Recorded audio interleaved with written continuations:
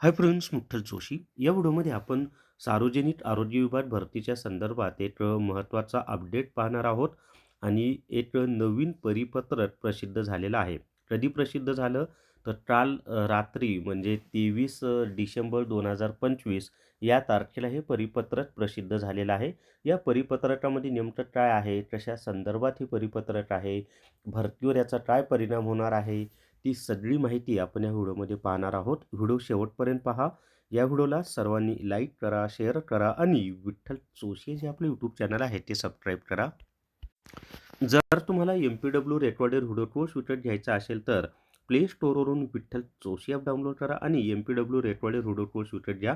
याच्यामधून फक्त 500 plus GST इतकी कमी फी आहे आणि संपूर्ण अभ्यासक्रम तुमचा कव्हर होणार आहे. तर या ठिकाणी पहा, हे कधी प्रसिद्ध झालेलं आहे तर 23/12/2025 या तारखेला. प्रति आयुक्त, आरोग्य सेवा आयुक्तालय मुंबई. विषय निवड सूचीच्या विधिग्राह्यतेबाबत. आता त्याच्या पुढे पहा आणि संदर्भ काय दिलेला आहे तर शासनाने 13/8/2025 रोजीचे पत्र म्हणजे 13 ऑगस्ट 2025 रोजीचं.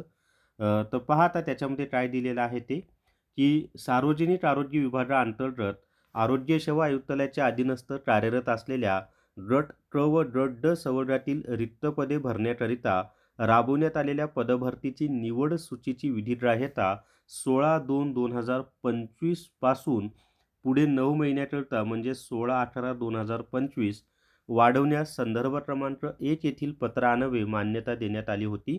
म्हणजे जो पहिला संदर्भ आहे त्यानुसार जी मान्यता आहे कशाची, निवड सूचीची, ती 16/18/2025 पर्यंत वाढवण्यात आली होती. आता ही कोणती निवड सूची माहिती आहे का? 2023 मध्ये जी भरती झाली होती सार्वजनिक आरोग्य विभागाची, त्यामध्ये निवड झालेल्या जी निवड सूची आहे त्याचा हा संदर्भ आहे. तथापि निवड सूचीची विधिग्राह्यता केवळ गट क्रमांक 136 व गट ड 53 अशा एकूण 189 रिक्त इतक्या पदांकरिता सीमित न ठेवता, अच्छा, दुसऱ्या पत्रानुसार ही फक्त गट च्या 136 आणि गट ड च्या 53 अशा एकूण 189 पदांकरिताच म्हणजे जागांकरिता सीमित होती बरं का. पण आता काय दिलेलं याच्यामध्ये ठेवता म्हणजे एवढ्या 189 जागांकरिता किंवा पदांकरिता सीमित न ठेवता इतर विधिग्राह्यता निवड सूचीतील अपात्रता, राजीनामा, रुजू न होणे इत्यादी कारणामुळे रिक्त होणाऱ्या सर्व पदांकरिता लागू करण्याबाबत संदर्भ क्रमांक 2 येथील पत्राने शासनास मार्गदर्शन करण्याची विनंती संचालक आरोग्य सेवा पुणे यांनी केली होती.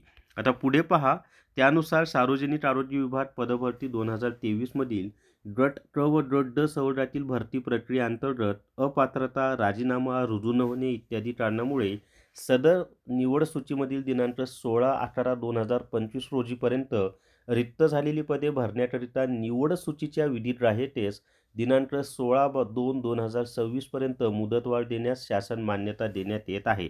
म्हणजे आता ही जी मुदतवाढ आहे म्हणजे याच्यामध्ये 16 फेब्रुवारी 2026 पर्यंत या आधीच्या निवड सूचीला त्यांनी मुदतवाढ दिलेली आहे. आणि मी तुम्हाला आधीच सांगितलं की फेब्रुवारी 2026 नंतरच आपली नवीन ॲड येईल. तर याची मुदत बरोबर फेब्रुवारीमध्येच संपत आहे आणि तोपर्यंत नवीन भरतीची प्रक्रियासुद्धा त्यांची पूर्ण करून घेतील ते आणि नवीन जाहिरातसुद्धा काढतील. तर असं हे नवीन परिपत्रक आहे. 2023 मध्ये निवड झालेल्या विद्यार्थ्यांच्या निवड सूचीला मुदतवाढ मिळालेली आहे. तर ज्या विद्यार्थ्यांचं या निवड सूचीमध्ये नाव आहे त्यांच्यासाठी आनंदाची बाब आहे, त्यांच्यासाठी आनंदाची गोष्ट आहे. आणि इतरही पदांच्या म्हणजे 189 पदांव्यतिरिक्त इतरही पदांना ही निवड सूचीची मुदतवाढ देण्यात आलेली आहे. त्यामुळं जे कोणी वेटिंगमध्ये आहेत त्या सगळ्यांसाठी आनंदाची गोष्ट आहे. जर तुमच्यापर्यंत नंबर आला तर तुमचं सिलेक्शन होऊ शकतं. तुम्ही सार्वजनिक आरोग्य विभागाच्या संपर्कामध्ये राहा. जिथं तुमची निवड झालेली आहे तिथल्या कार्यालयाच्या संपर्कामध्ये राहा, म्हणजे तुम्हाला या सगळ्या गोष्टी कळतील. तर या व्हिडिओमध्ये एवढीच माहिती मित्रांनो. या व्हिडिओला सर्वांनी लाईक करा, शेअर करा आणि विठ्ठल जोशी जे आपलं यूट्यूब चॅनल आहे ते सबस्क्राईब करा. Thank you very much.